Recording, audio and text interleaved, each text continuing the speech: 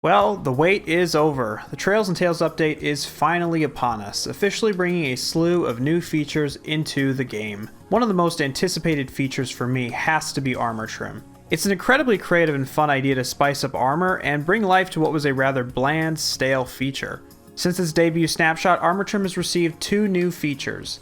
A handful of new trim styles, such as Silence and Wayfinder, but more importantly, the ability to add trim onto leather armor, regardless of whether it's dyed or not. Super cool. Thanks to these new features, there are now even more creative ways to use armor trim. Here are 15 you might find interesting. As you're watching, which ones are your favorites? Let me know in the comments. Without further delay, let's dive in. One of the first things that comes to mind with these new changes is the ability to use different color combinations that simply weren't available before. You can now do cool things like, for example, adding gold trim to red armor or copper trim to dark blue armor. Before that, you'd have to settle for something like red trim on gold armor or copper on diamond. Less options, basically. Not anymore though. Given how dyeing leather armor works, there's practically infinite possibilities. Speaking of dyed leather armor, has it ever bothered you how some of the armor still looks undyed even after you color it? Not to worry, just add the Silence trim to your gear to patch up the gaps. And as a bonus, using trim gives the armor more texture and depth, making it much more pleasing to the eye. Unfortunately, it's not 100% perfect, but I would still call it a massive improvement. Have you ever tried a disguise? I'm not sure exactly how effective this would be, but maybe from a distance someone could actually mistake some of this armor as a different type. Or at the very least be confused as to what type you're wearing. It's an idea, I don't know, maybe someone can find some use for this one. Now here's an idea to give your armor more of a history. Okay, maybe that's an exaggeration. It's really more of just a wear and tear. But if you're looking to add armor stands in a desert village, for instance, these might be a good fit. On the other hand, these trims give off mossy vibes. As opposed to the desert ones, these ones might look nice in maybe a jungle, a swampland, or a roofed forest. Perhaps even in an abandoned ruined city on the streets that the king used to roam. Maybe with this one on the right, you're just coping that we still haven't gotten emerald armor. But if you're working on an abandoned city, perhaps you might want to do some renovations. And that's where the construction workers come in. Here's a couple of options that might fit in well.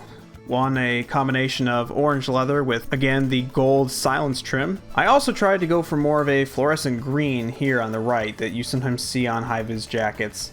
And then I also combined that with the gold Silence trim as well. Complete with jeans, work boots, and of course a hard hat. You've got a crew that's fit to build. Now this might look a bit familiar. If you saw my last video about armor trims, you might remember I included a segment on Formula 1 driver suits, and you might be wondering, why are you doing this again? Well, thanks to the new additions, I've been able to make what I think are some significant improvements to most of these. For example, I can actually give Red Bull dark blue overalls with red trim, and I can actually give Ferrari red overalls with black trim. I couldn't do that before. I also threw in Mercedes, Aston Martin, and McLaren, but you could definitely create suits for all 10 teams. Similar to the driver suits, you could make uniforms for other sports too. In fact, here's a few baseball uniforms. Now, you do have to use a bit of imagination with these, but it's a lot better than not having armor trim at all. Can you name these 5 teams? Let me know in the comments. Let's jump into some more Minecraft themed ideas. I went ahead and expanded some more on the basic team colors idea from last time. Taking advantage of the Silence trim really helps emphasize the trim more than the base armor itself, which is really the main goal here. Can you tell that I'm a fan of the Silence trim? I've also expanded upon the combination of 2 wonderful personalization features, armor trim and banner shields, a great combination. For example, I incorporated this blue-green gradient on both the shield and the armor, and then threw in some trim to tie it all together.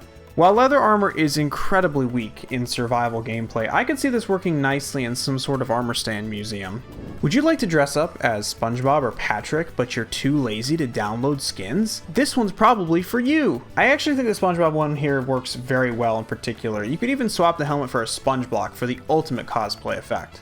This is probably not the first time this has been done, but these mob costumes also got some extra flair thanks to armor trim. Here's a creeper, Ender Dragon, and a skeleton for some ideas, but you could realistically try this for many other mobs. Once again, the Silence trim comes in very handy, especially with the skeleton. It even looks like the skeleton's skeleton body itself. If mobs aren't your style, perhaps you might rate these block theme designs.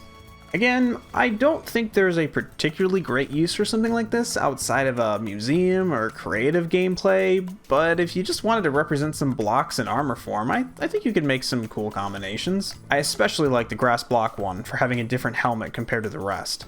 Last time, I tried making Wario to varying results. I also mentioned trying to make Waluigi, but I was simply unable to given the restricted armors that were available. Well, I'm happy to say that is not the case anymore. Not only do we have everyone's favorite Mario character not in Smash Bros, we've got the classic Mario overalls and even a Yoshi themed design as well. And last but not least, it's a sweet, sweet victory. That's all I've got for suggestions for today. I hope these ideas prove to be useful though, and that they start to spark some more creativity. As I mentioned throughout this video, I did previously make a part 1 from when Armatrim was first released. There are several ideas in that video that I didn't talk about here, so be sure to check that out. Or, if you're armor trimmed out, check out my Let's Play on the classic console edition of Minecraft. I hope you enjoyed this video and found it beneficial. This is JoePrettyCool14, signing out. Have a great day. Thanks very much for watching.